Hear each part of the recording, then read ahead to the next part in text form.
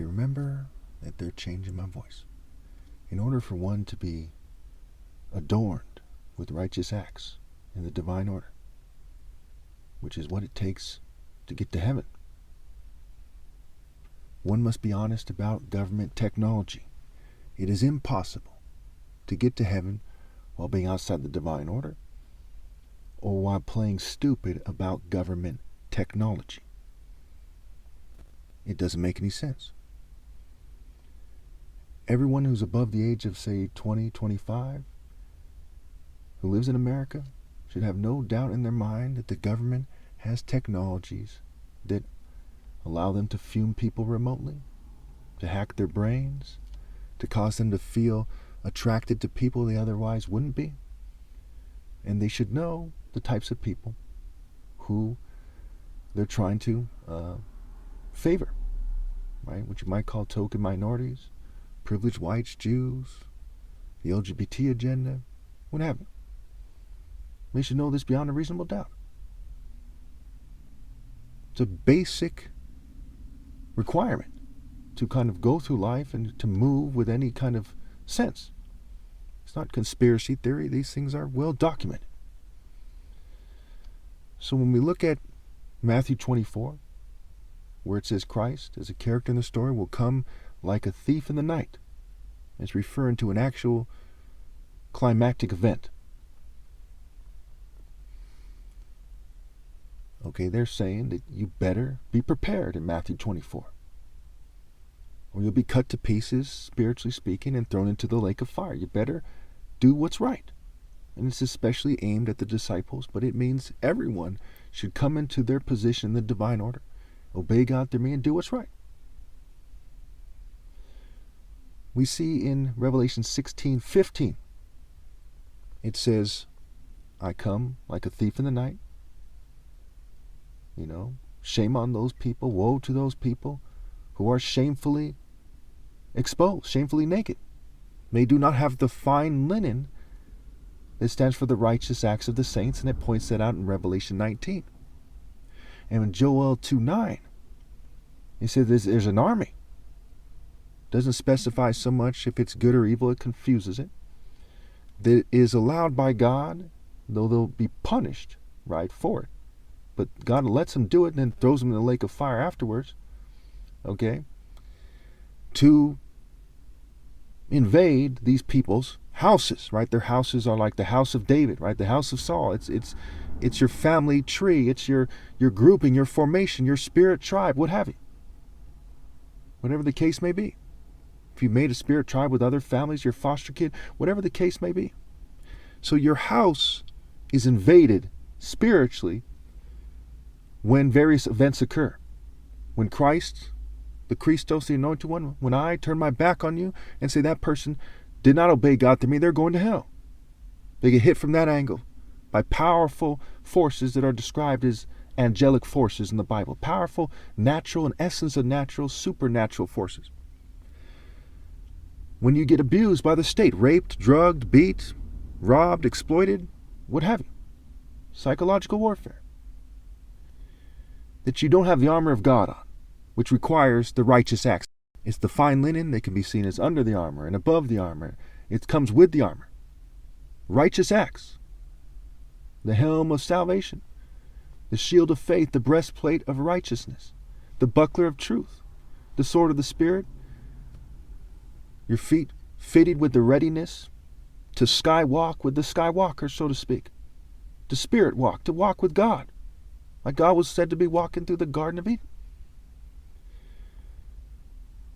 So, as we look at the end, as we look at this thing, do you see what is being described in your mind, in reality? Not in fantasy, not in theater arts, but in reality. Do you understand that God is real and that God has various methods and infinite methods to accomplish something? And so the least of your worries when you betray God is being beaten up, raped, or killed in terms of the flesh. Not being right with God should be your number one concern. And when people can't prioritize that effectively, they are not thinking straight. They're not organizing their thoughts. They don't have mental clarity. They don't have moral, spiritual, mental, and romantic clarity, and people are taking advantage of them, and they're being abused on their way to hell. That's why it's so important to tell the truth about these things, especially government technology. Are you loving your neighbor if you play stupid about government technology? Or you convince them to play the game and say, hey, no, it exists, but magically, they want you to magically play along, which is sick. That's not right. If you play stupid about their pagan, idolater, technological state, which has infected all the churches, mosques, synagogues, all the temples, all the religious movements, it's just me. And you are not loving your neighbor.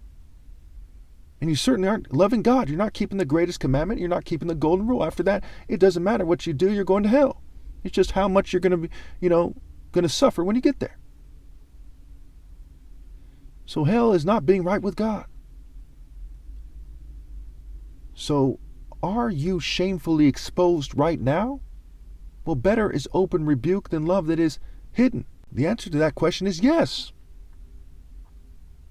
You do not have on the fine linen of God. Even if the government edited my video and was lying to you, you should still know that already. You should know that without me telling you that. Who are you following? How do you live your life? What is the foundation of your relationship in your family? Do you really think that neo-colonialist theater arts in the right wing or left wing or middle or any form allows for the Spirit of God? Could you be doing a sexually immoral act and be in the Spirit of God? No.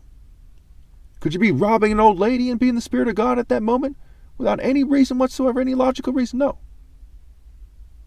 Could you then be in church where you're supposed to honor God?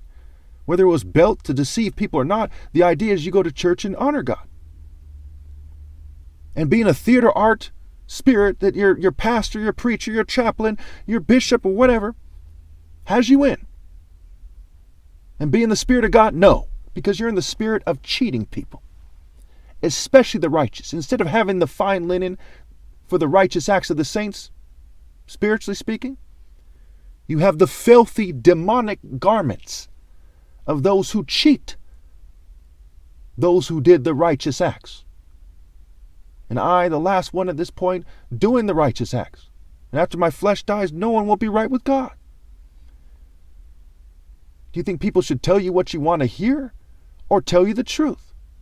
You think they should convince you to join in their mass rape by deception spirit or convince you not to and to be willing to die not to and to lead your family out of this world in a righteous spirit instead of prolonging their depraved lives in this world, whether they're rich, whether they're kind, whatever. The word S-I-N, sin, is the word N-I-S, which is like N-I-C-E, nice, spelled backwards. It is not enough to be nice. They are not the nice garments of people who magically get to heaven even though they're not righteous. They're the fine linen that stands for the righteous acts of the saints. That comes with a certain mentality, mentality, mental. Garments, mentality. Wardrobe, right? Are you trying to buy Gucci and Prada? No. Or whatever people are buying these days? No. They are spiritual. They are in reality, but they're not literal garments that you wear. They are your spirit. They are your energy and your spirit that is resonating off you. But it's your spirit. The government hacks your brain while you're doing what's right and reduces your brain's output of energy and has villains seem like they're decent and have decent people seem like they're sickly or villain or like villains. Is that an excuse for you not to know which is which? No, you know them by their works, not by their energy output. You know them by the dominant principles that direct their lives, what they're trying to get you to do. Not how nice they seem, or they seem like a fairy in church, or a church's depiction of an angel. You should all, deep in your souls, know that I am right and they are wrong.